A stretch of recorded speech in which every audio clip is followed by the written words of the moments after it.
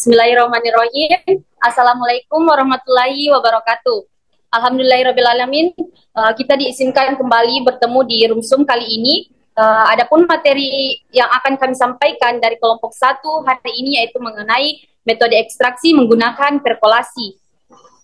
Adapun anggota kelompok saya, rekan kelompok saya yaitu yang pertama ada Amelia Sahel Tiara Tasya, yang kedua Iis Nikmatul Hidayah, yang ketiga Jemai Majusman Pinanahan, dan yang terakhir ada saya sendiri Nur Amilan AR selaku moderator yang akan membantu jalannya pembawaan materi kali ini.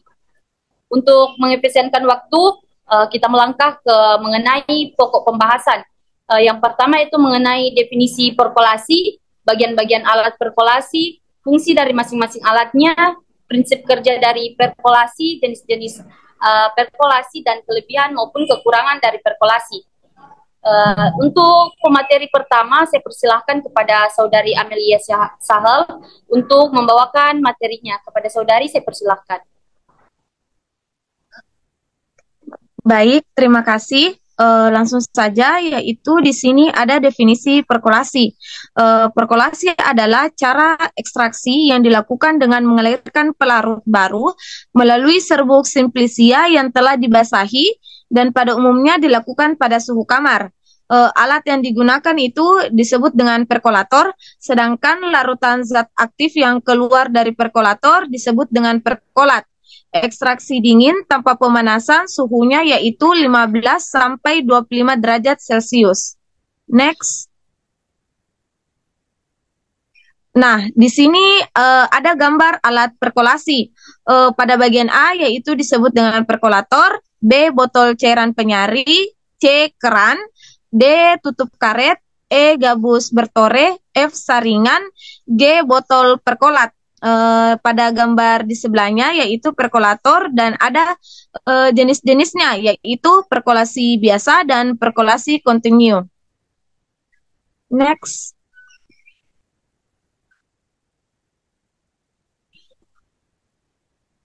Nah, dari alat perkolator ada fungsinya masing-masing. Yang pertama yaitu perkolator itu untuk menampung simplisia yang akan diperkolasi. Botol cairan penyari, tempat cairan penyari, keran untuk mengeluarkan hasil dari perkolat, tutup karet untuk mencegah terjadinya penguapan, gabus bertore untuk saringan atau menyaring, botol perkolasi yaitu untuk menampung hasil dari perkolasi. Sekian dari saya kembalikan ke moderator. Baik, terima kasih atas pembawaan materi yang telah disampaikan oleh Saudari. Selanjutnya untuk materi kedua, saya persilahkan kepada Saudari Iis Nikmatul Hidayah untuk memaparkan materi.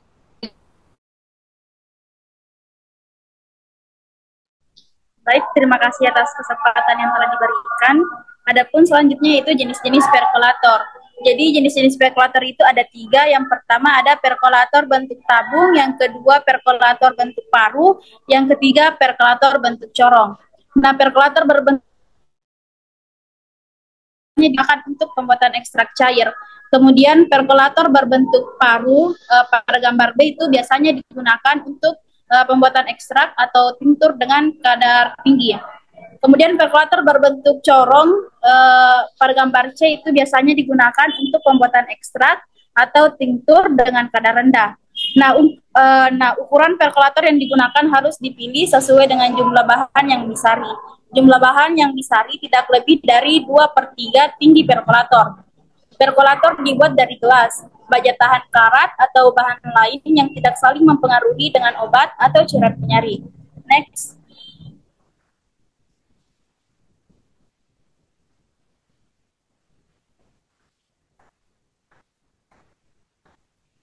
Adapun jenis-jenis perkolasi itu ada 3. Yang pertama itu perkolasi biasa, yang kedua perkolasi dengan tekanan, yang ketiga perkolasi bertingkat. Nah, perkolasi biasa itu cara yang paling sederhana dan hanya menggunakan satu perkolator saja dalam prosesnya. Secara umum langkah-langkahnya diawali dengan merendam simplisia yang derajat halusnya sudah ditentukan ke dalam penyari.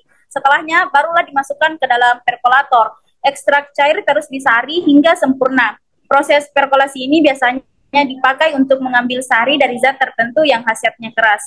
Kemudian yang kedua yaitu perkolasi dengan tekanan. Nah, perkolasi jenis ini jarang digunakan karena lebih cocok diterapkan pada simplisia yang derajat halusnya sangat kecil.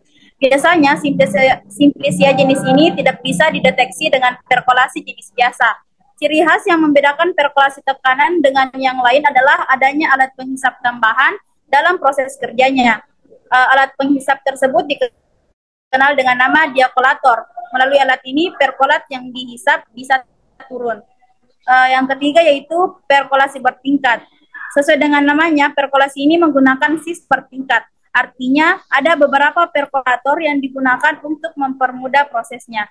Mungkin hanya itu dari saya kembalikan kepada moderator.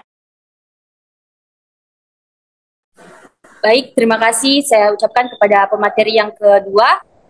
Selanjutnya kita melangkah ke materi yang ketiga, akan dibawakan oleh Saudari Jemaima Jusman. Kepada saudari saya persilahkan.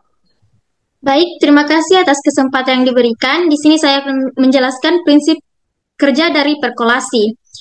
Penyarian zat aktifnya itu dilakukan dengan cara mengalirkan suatu pelarut melalui serbuk simplisia yang terlebih dahulu dibasahi selama waktu tertentu. Kemudian ditempatkan dalam wadah berbentuk silinder yang diberi sekat 2 berpori pada bagian bawahnya.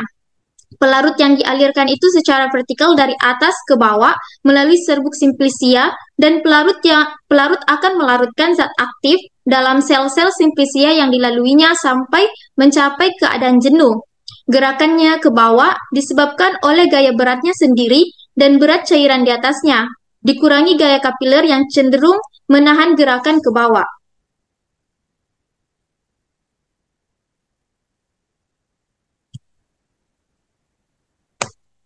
Selanjutnya ada syarat-syarat dari bahan. Yang pertama yaitu zat aktif umumnya termolabil tetapi bisa juga termostabil. Yang kedua untuk simplisia yang lunak. Ketiga, serbuk simplisia itu dibasahi terlebih dahulu. Keempat, simplisia yang mengandung sejumlah besar zat aktif yang larut tidak baik bila diperkolasi dengan alat perkolasi yang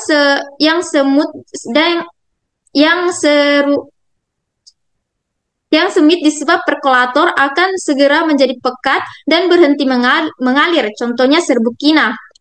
Dan yang terakhir, pada pembuatan tintur dan ekstrak cair, jumlah cairan penyari yang tersedia yang diperlukan untuk melarutkan zat aktif.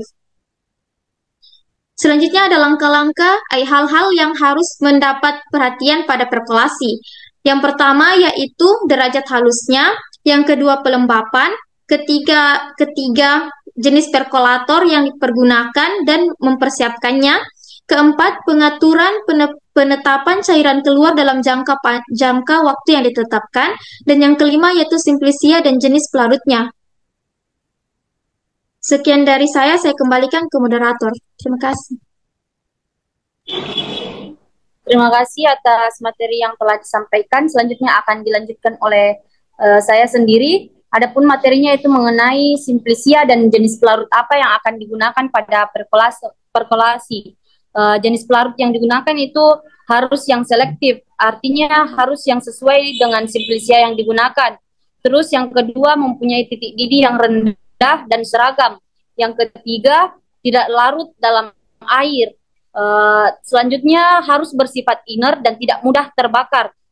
Yang terakhir itu harga pelarut murah, harus dipilih yang murah biar mengurangi juga pembiayaan dalam pembuatan. Terus ada simplisia, dalam pemilihan simplisianya itu harus yang termolabil, bertekstur lunak, tidak bereaksi dengan komponen atau material perkolator. Perkolasi cocok untuk simplisia yang mengandung zat berkhasiat keras. Next.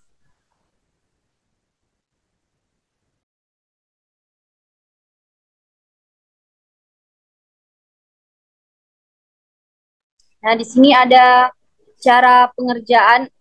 Yang pertama itu terlebih dahulu membasahi 10 bagian simplisia atau campuran simplisia dengan derajat halus yang cocok dengan 2,5 bagian sampai 5 bagian cairan penyari. Setelah itu dimasukkan ke dalam bejana tertutup sekurang-kurangnya 3 jam.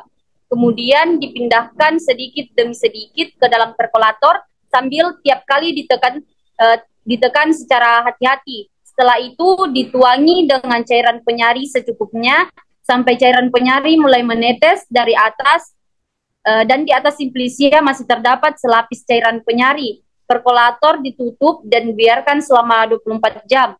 Setelah dibiarkan selama 24 jam, cairan dibiarkan menetes dengan kecepatan 1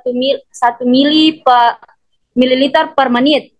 Setelah itu ditambahkan cairan penyari berulang-ulang secukupnya hingga selalu terdapat selapis cairan penyari di atas simplisia, hingga jika 500 mg perkolat yang keluar terakhir diuapkan, tidak meninggalkan sisa. Yang terakhir itu perkolat kemudian disuling atau diuapkan dengan tekanan rendah pada suhu tidak lebih dari 50 derajat Celcius hingga konsistensi yang dikehendaki. Next. Nah, yang terakhir itu mengenai keuntungan dan kerugian dalam penggunaan metode ekstraksi menggunakan perkolasi. Adapun keuntungannya itu kita tidak memerlukan langkah tambahan. Artinya hanya menggunakan langkah-langkah seperti yang saya jelaskan di atas tadi. Terus yang kedua itu tidak membutuhkan panas yang tinggi, sehingga teknik perkolasi ini sangat cocok untuk substansi yang bersifat termolabil. Yang ketiga, sampel selalu dialiri oleh pelarut. Dan adapun kerugian dari penggunaan alat perkolasi ini atau metode perkolasi ini, kontak antar sampel padat dengan pelarut tidak merata dan terbatas. Yang kedua, apabila sampel dalam perkolator tidak homogen, maka pelarut akan sulit menjangkau seluruh area. Dan yang terakhir itu membutuhkan pelarut yang relatif banyak. Mungkin hanya itu materi yang dapat kami sampaikan dari kelompok 1. Untuk teman-teman yang ingin bertanya, boleh mengirimkan pertanyaannya di kolom komentar